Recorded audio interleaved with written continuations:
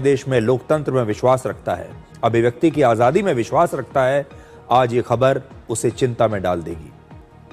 क्योंकि आज लोकसभा स्पीकर ओम बिरला ने एक बहुत बड़ा खुलासा किया है और वो ये है कि कल यानी 4 फरवरी को प्रधानमंत्री नरेंद्र मोदी राष्ट्रपति के अभिभाषण पर अपना जवाब लोकसभा में क्यों नहीं दे पाए।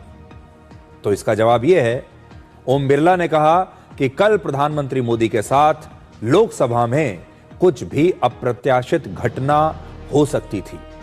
ओम बिरला ने कहा कि उनके पास ऐसी पुख्ता जानकारी थी कि कांग्रेस पार्टी के कुछ सांसद प्रधानमंत्री की सीट पर पहुंचकर कोई भी अप्रिय घटना कर सकते थे।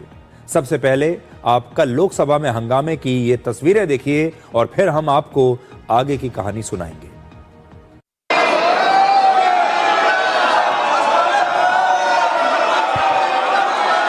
आइटम नंबर 13 माननीय सदस्य श्री पीपी चौधरी जी 2026 को प्रातः 11 बजे तक के लिए स्थगित की जाती है। सभापति के कुर्सी पे बैठे थे, उनके ऊपर कागज।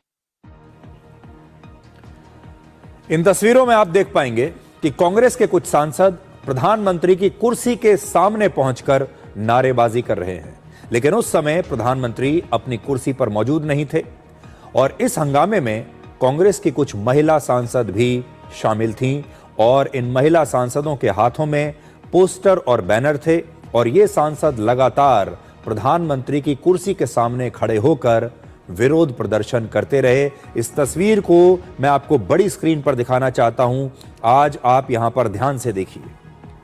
क्या आपको लगता है जो इस समय आप देख रहे हैं ये कोई सदन हो सकता है संसद का? आपको ऐसा लगेगा जैसे ये कोई क्लासरूम है किसी स्कूल का जहां पर क्लास में हंगामा हो रहा है, लेकिन ये लोकसभा है और कल विपक्ष के जो सांसद थे वो इस कदर हंगामा कर रहे थे कि उस समय वहां पर कुछ भी हो सकता था।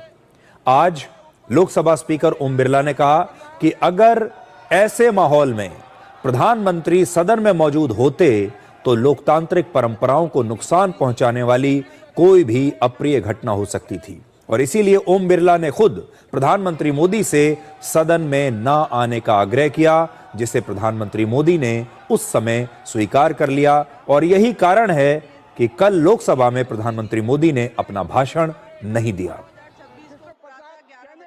सम्माननीय महामहिम राष्ट्रपति के अभिभाषण पर जवाब देना था तो मेरे पास पुख्ता ऐसी जानकारी आई कि कांग्रेस पार्टी के कई सदस्य माननीय प्रधानमंत्री जी के आसन पर पहुंचकर कोई भी अप्रत्याशित घटना कर सकते थे। ये दृश्य मैंने सदन में देखा भी सही। अगर ये घटना हो जाती तो ये अत्यंत अप्रिय दृश्य देश के लोकतांत्रिक परंपराओं को तार-तार कर देता। इसको टालने के लिए मैंने माननीय प्रधानमंत्री से आग्रह किया कि उन्होंने सदन में नहीं आना चाहिए और सदन के सभापति होने के नाते मेरी जिम्मेदारी बनती थी कि सदन की उच्च परंपराओं गरिमाओं को अक्षुण्ण बनाए रखें। सदन के नेता सदन में न बोले, ये सभा के लिए किसी प्रकार के लिए उचित नहीं है। सदन के नेता ने उपस्थित न रहकर मेरे आग्रह को मानकर सदन को अप्रिय दृश्य से बचाया। मैं माननीय प्रधानमंत्री जी को इसके लिए आभार व्यक्त करता हूं कि उन्होंने मेरे सुझाव को माना। मैं सिर्फ 3 घंटा आपसे मांग रहा हूं। इस 3 घंटे के अंदर मैं आपको एडवांस एक्सेल के फॉर्मूलाज के साथ एआई और chat GPT hands on practice के साथ सिखा दूंगा। तो एक हाई पेइंग। कांग्रेस का विरोध सदन के बाहर लोकसभा स्पीकर के चेंबर में भी जारी रहा और कल बीजेपी सांसद निशिकांत दुबे ने लोकसभा में पूर्व प्रधानमंत्री जवाहरलाल नेहरू और इंदिरा गांधी पर एक बयान दिया था, जिसके विरोध में कांग्रेस के सांसद शिकायत लेकर ओम बिरला के चेंबर में पहुंच गए और उस समय वहां विपक्षी नेताओं, बीजेपी के सांसदों और सरकार के मंत्रियों के बीच जमकर बहस हुई। वो तस्वीरें भी आप देखिए। यानी कि सर बोले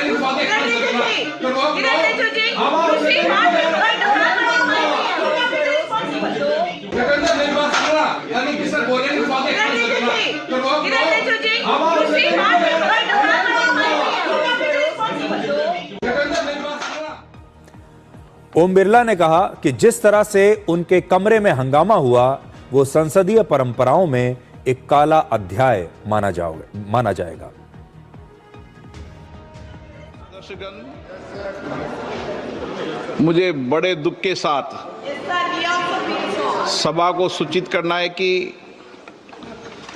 कल इस सम्मानीय सदन के कुछ सदस्यों ने लोकसभा चैम्बर में जिस प्रकार का व्यवहार किया, ऐसे दृश्यों का सृजन किया, वो लोकसभा की शुरुआत से लेकर आज तक कभी नहीं हुई।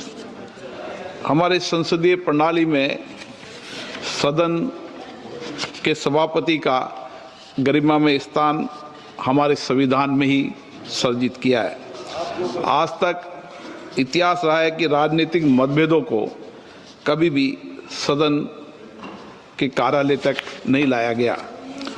प्रतिपक्ष के सदस्यों ने जो व्यवहार अध्यक्ष के कार्यालय में किया वो हमारी संसदीय परंपराओं के लिए न उचित था, और तो मैं कहूंगा कि वो एक ब्लैक स्पॉट की तरह था। ये पूरी घटना बहुत ही चिंता में डालने वाली घटना है और भारत के लोकतांत्रिक इतिहास में शायद ऐसा पहले कभी नहीं हुआ होगा। इसका विश्लेषण हम करेंगे, लेकिन उससे पहले आपको ये दिखाते हैं कि आज राज्यसभा में प्रधानमंत्री मोदी ने उनका विरोध करने वाले विपक्ष के नेताओं को क्या जवाब दिया। प्रधानमंत्री ने कहा कि मोहब्बत की दुकान चलाने वाले मोदी तेरी कब्र खोदेगी ऐसे नारे लगा रहे हैं। प्रधानमंत्री मोदी ने कहा कि उनकी सरकार देश के सम्मान, सुरक्षा और विकास के लिए काम कर रही है, इसलिए विरोधी पार्टियां उनकी कब्र खोदने की बातें करती हैं और ये विपक्ष की नफरत को दिखाता है। ये मोदी की कब्र क्यों खोदना चाहते हैं?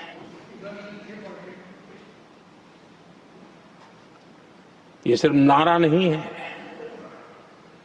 ये इनके भीतर पड़ी हुई नफरत का प्रतिबिंब है, इसकी अभिव्यक्ति है। और वे इसलिए हैं, हमने 370 की दीवार गिरा दी, इसलिए वो मोदी की कब्र खोदना चाहते। हमने नॉर्थ ईस्ट में बम, बंदूक और आतंक का जो छाया बना रहता था, नॉर्थ ईस्ट में शांति और विकास का राह अपनाई, इसलिए वो मोदी की कब्र खोदने पर सोच रहे हैं। पाकिस्तानी आतंकियों को घर में घुस करके जवाब देते हैं, इसलिए मोदी की कब्र खोदने की बात कर रहे हैं। ऑपरेशन सिंदूर करते हैं, इसकी उनको परेशानी होती है और इसलिए वो मोदी की कब्र खोदते हैं। माओवादी आतंक से देश को मुक्ति दिलाने के लिए साहसपूर्ण कदम उठा रहे हैं, इसलिए मोदी की कब्र खोद दी है आपको। वर्ष 2004 के बाद आज ऐसा पहली बार हुआ जब लोकसभा में प्रधानमंत्री के पारंपरिक भाषण के बिना ही राष्ट्रपति के अभिभाषण पर धन्यवाद प्रस्ताव पारित कर दिया गया। यानी पिछले 22 वर्षों में संसद के इतिहास में एक बहुत बड़ी महत्वपूर्ण परंपरा टूट गई और राहुल गांधी विपक्ष के नेता होने के नाते इस दुखद घटना का श्रेय ले सकते हैं। संसद में बजट सत्र के दौरान राहुल गांधी ने सिर्फ लोकतंत्र की धज्जियां नहीं उड़ाई, बल्कि वो प्रधानमंत्री के विरोध में इतने आगे बढ़ गए कि अब उनके सांसद प्रधानमंत्री के साथ कोई अप्रिय घटना की योजना बनाने की हिम्मत भी दिखा रहे हैं। लोकसभा स्पीकर ओम बिरला ने आज कांग्रेस के सांसदों के बारे में जो बताया है, ये देश के लिए एक चेतावनी है और राहुल गांधी को यह याद रखना चाहिए कि प्रधानमंत्री किसी एक पार्टी के नहीं होते, वो पूरे देश के प्रधानमंत्री होते हैं और विचारधारा की लड़ाई में कभी भी प्रधानमंत्री के सम्मान और सुरक्षा को भूलना नहीं चाहिए। लेकिन आज इस घटना पर मैं आपको यह बताना चाहता हूं कि ये जो चेतावनी दी लोकसभा के स्पीकर ओम बिरला ने, ये बहुत चिंताजनक बात है।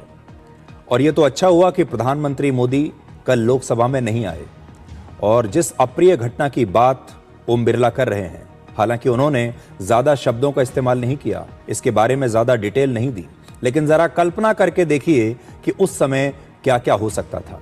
मैं आपको 20 जुलाई 2018 की एक घटना याद दिलाना चाहता हूं। उस समय राहुल गांधी सीधे प्रधानमंत्री मोदी की सीट तक पहुंच गए, आप देखिए, और अचानक से उन्हें गले लगा लिया, या कह सकते हैं कि गले पड़ गए। और प्रधानमंत्री मोदी बड़े अचरज में थे। अचानक से राहुल गांधी उठते हैं अपनी सीट से और सीधे प्रधानमंत्री मोदी की सीट तक चले जाते हैं, उन्हें छूते हैं। और अब मैं आज ये सवाल देश के सामने खड़ा करना चाहता हूं कि अगर कल भी कांग्रेस पार्टी के कुछ सांसद इतने करीब प्रधानमंत्री के पहुंच जाते और उस समय वो उनका घेराव कर लेते सदन में, उनके लिए कोई ऐसी अपमानित स्थिति पैदा कर लेते, अपमानजनक स्थिति पैदा करते, उनके साथ कोई धक्का मुक्की कर देते, कोई अपशब्द कहते या उनके ऊपर कोई कागज फाड़ कर फेंक देते, और ये सब चीजों का लाइव टेलीकास्ट देश में हो रहा है, उसके बाद अंतर्राष्ट्रीय स्तर पर भी इसे देखा जाता, पूरी दुनिया ये देखती कि दुनिया के सबसे बड़े लोकतंत्र के संसद भवन में, लोकसभा में आज क्या हो रहा है। और हो सकता है कि जो षड्यंत्र रचा जा रहा था वो षड्यंत्र यही हो। उन्हें लगा होगा कि प्रधानमंत्री मोदी का अपमान करने का इससे अच्छा तरीका और कोई हो नहीं सकता।